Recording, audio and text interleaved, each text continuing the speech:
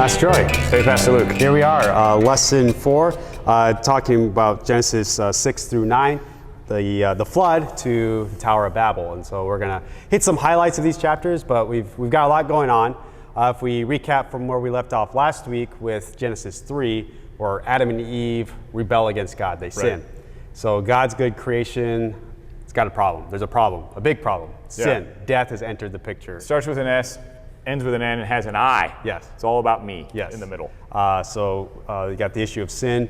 Adam and Eve rebel against God. And then very briefly or quickly in chapter 4, we have Cain and Abel, Adam and Eve's sons. And we see that sin is escalating quickly. Yes. It does not take long for sin to lead to murder. Cain kills his own brother, Abel.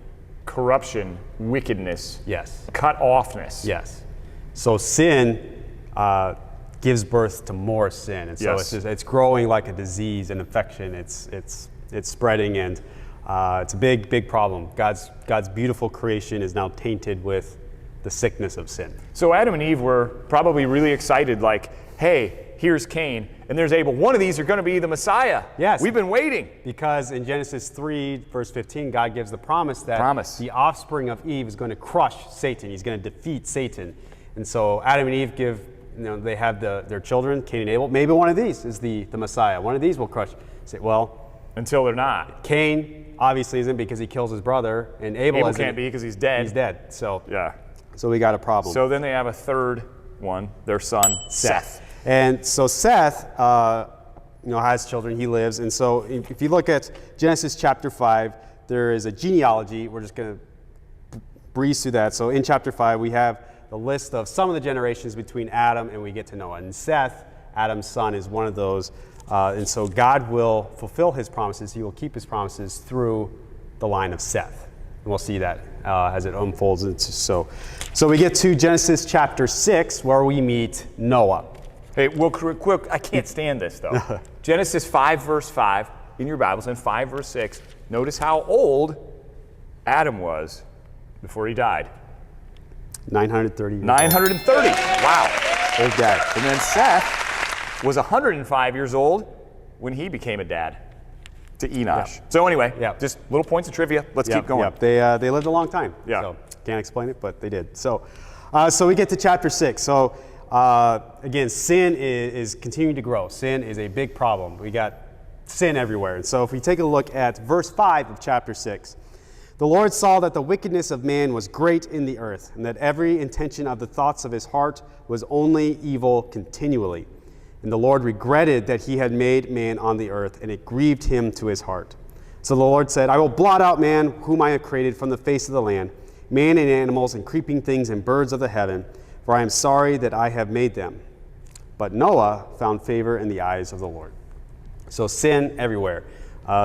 Verse 5 says there's wickedness, there's chaos and disorder. We'll see later in chapter 6 some of the other words that the Bible uses are corruption and violence. And so sin, everyone's looking out for themselves. It's nasty. It's bad. And it's not about all the stuff that's around that's bad. It says it's a heart issue in the heart of men. Yeah. And that doesn't go away. No, it sure doesn't. And so it says the heart of God is grieved over sin. Because their heart is not like, Adam and Eve were created in God's image. They had a heart in line with God's heart until they sinned, and now their hearts are wicked.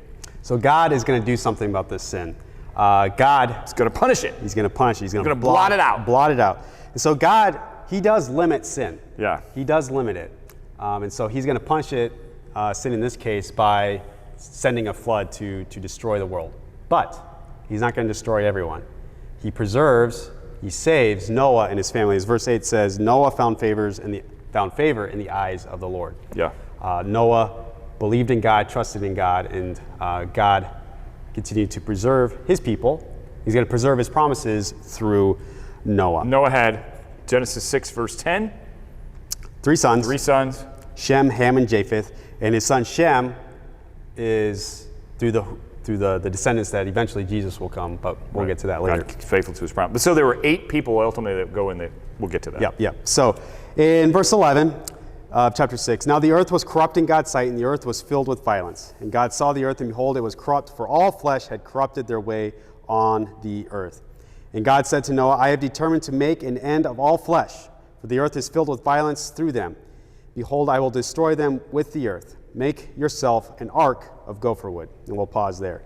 So God's going to send a flood to destroy the world, but he tells Noah, build an ark, build this giant boat. And Noah and his family, so there's 8 people in his family, they're going to be on the boat with a whole bunch of animals. 2 of every kind of animal, except some animals, there's 7, Right. but male and female. The clean and unclean. So he's going to, the earth is filthy, corrupt with sin, and God's going to wash it away. Yes. So verse 17, to wash it away, God says, for behold, I will bring a flood of waters upon the earth to destroy all flesh, which is the breath of life under heaven. Everything that is on the earth shall die. So he's going to wash away this sinful world. But he's not going to go back on his promise, the promise that he made to Adam and Eve. Absolutely. So if we continue on verses 18 and 19, but I will establish my covenant. So another word for covenant is promise. With you, that is Noah, and you shall come into the ark, you and your sons, your wife, and your sons' wives with you. And every living thing of all flesh you shall bring 2 of every sort into the ark to keep them alive with you. They shall be male and female. So God isn't going to destroy everyone or everything. He does preserve life. And so God is being faithful to his promise way back in Genesis 3 by preserving and saving Noah and his family. So we get to chapter 7, and this is where we have the great flood. Yes. It starts pouring, God opens up the heavens, and it rains for 40 days, and the whole world is destroyed. But even the mountains were covered. Yeah. So lots of water everywhere. He's washing away this sinful world. But remember, again, Noah and his family are safe on the ark with a whole bunch of animals. And they're on the ark for a long time. But if you take a look at verse 1 of chapter 8, but God remembered Noah. Now, God remembering Noah, did God forget Noah? Like, oh, Noah. Oh, yeah, that's right. He's on the boat. Yeah. Oh, I forgot. Yeah. No, when the Bible says that God remembers, it's not that God forgot. It's a way of communicating that God remembered his promise. He made a promise. Faithful. He's faithful to his promises. You can trust him. That he made to Noah and that he made way back to Adam and Eve. Right. He remembers his promises. And so he didn't leave Noah and his family on the ark and forgot about them. Right. He is going to save them. So the waters eventually recede, and eventually Noah and his family are able, and with all the animals, to leave the ark and to fill the earth again. Yeah. So at the end of chapter 8, we have God makes a covenant, a promise to Noah. And as we go through these videos, especially through the Old Testament, we are going to really highlight God's covenants, God's promises. They're kind of one of the, they are one of the overarching narrative arcs to the story of the Bible, to the story of the Old Testament. And so every time we see God's promises or his covenants, this is like the newest chapter in how God is unfolding his plan to defeat evil, to destroy sin and death. And so this is part of God's good versus evil plan. So God never forgets, but what we will see about these promises is that the people of God are very forgetful. Yes. And so they live like they forgot. And then, well, sometimes this happens with us, and I'd say, oh, I forgot. Yeah. But God never forgets. Absolutely. So if we take a look at verse 20 of chapter 8, then Noah built an altar to the Lord and took some of every clean animal and some of every clean bird and offered burnt offerings on the altar. When the Lord smelled the pleasing aroma, the Lord said in his heart, I will never again curse the ground because of man, for the intention of man's heart is evil from his youth. Neither will I ever again strike down every living creature as I have done. While the earth remains, seedtime and harvest, cold and heat, summer and winter, day and night shall not cease. So God is making a promise to Noah here. I'm not going to do this again. I'm not going to flood the whole world to destroy it. Even though, and God says here, the heart of man has not changed. So even though God blotted out all that sin, it didn't deal with the issue of sin completely. God limited the sin at the time, but Noah and his family, even though they found favor in God's eyes, they're still sinful. They're not perfect. And God is. We're not going to get to it, but in the next chapter, Noah, pretty much as soon as he gets out of the ark, he sins. He does some silly things, and one of his sons does some silly things. Yeah. And so, so Noah and his family, they forget God's promises almost right away, but God does not forget his promises. In fact, God does the opposite. In verse 1 of chapter 9, God blessed Noah and his sons and said to them, be fruitful, multiply, and fill the earth. So God is still blessing, taking care of his Which is his the people. same thing that he said to Adam and Eve. Yes. So he still gives this command.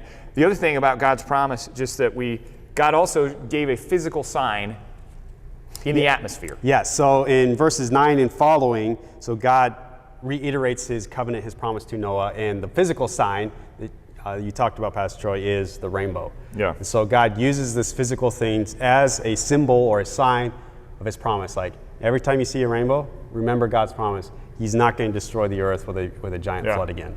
So in humility, Adam and Eve, and we look to this rainbow and say, God is faithful to his promises. Yes. So so God is faithful, he remembers his promises, he's faithful, and he's going to keep making promises to people throughout the Old Testament, but the people keep making mistakes. And so, as we mentioned, Noah, he's still a sinner, and he sins. And we'll jump to chapter 10. Another genealogy. Another genealogy. This is the descendants of Noah filling the earth. Right. So this is where we get people like the Egyptians, the Assyrians, all of them. But they're all sinful. And my favorite name, Yeah. please don't skip over it. Yeah, what's your favorite name here? Genesis 10, verse 8, Cush fathered Nimrod. Yes. But Nimrod, and it's kind of a funny name to my ears, but Nimrod, he was the first on earth to be a mighty man. He was a mighty hunter. There you go. So some cool biblical trivia right there. Nimrod. Nimrod, don't Remember forget that. it. Yeah. So Genesis 10 basically gets us to Genesis chapter 11. Do you think Nimrod was proud of his name? Probably. He's a mighty hunter. Yeah. Well, I want to talk about pride because Yes. that's what comes up here. So, again, Noah, when he leaves the ark, he sins. Right. And we see this again in chapter 11. The problem of sin is not dealt with. People are still sinful. And in chapter 11, the main sin is really pride. Right. So maybe Noah was really proud of himself. Look at the ark I built. Yeah. Look how I survived this. Yeah. Yeah. So the people in Genesis chapter 11, they want to build this giant tower to glorify themselves. Look Right. at us. We're Look going to at- make it all the way up to God and tell him how cool we are when we Yeah. get there. And so the problem is, the sin of pride is, pride, you don't need God. And you don't need other people. And so when we are guilty of the sin of pride, we are saying that I don't need you, God. I'm better than you, God. I know more than you, God. And I don't need all these other people that you've put around me. And so God, once again, limits sin. He puts a boundary around sin. And so he confuses their language. They can no longer understand one each other. So he confuses their language, which is why it's called Babel. Well, isn't that, so pride is being just focused on yourself. I mean, it's like, look at how great I am. And to be so focused on yourself is to miss out, look at God who is great. Yes. And when I know who he is, I know who I am in him. So whether it is wickedness and corruption, which is Genesis 6, or now we have a new kind of way that the heart is twisted or away from God and it's pride. Yeah. And either way, and God at the Tower of Babel says, well, that's cute. Yep. And then he knocks it down. He limits it. Yeah. And so we'll wrap up things here. So we see through these chapters that sin continues to be a problem. Yes. But God keeps making promises to his people. He made promises to Adam and Eve. He made promises to Noah. And we'll see in the next video, he's making some more promises to some descendants of Noah, Abraham and his family. And so God continues to be faithful even though people are not faithful to him. Do you want to talk about why we're standing here? So yes, we made this video, decided to stand in front of the baptismal font. And this baptismal font in particular, how many sides does it have? It's an octagon. So 8 sides. 8 sides. A lot of times baptismal fonts are octagons. They have 8 sides. Right. How many people went into the ark? Noah, his wife, Ham, Shem, and Japheth, and their wives. 8 people. 8 people. So there's a reason why baptismal fonts often have 8 sides. And so the flood, as awful and terrible as it is, God is washing away, he's destroying sin.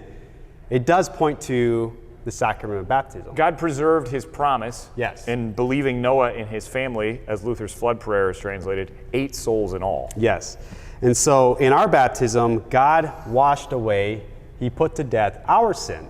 And so in the church is often called an ark or the ark, where God The holy ark of preserves the Christian church. where God preserves his people. So in baptism, like like Noah and the ark, God gave promises to Noah. I'm going to save you. I'm going to preserve you. In our baptism, God gave us promises. I will deliver you from sin. I will wash away your sin. You are my child. I will be with you always. And so there is a connection to Noah's flood and to our baptism that we received.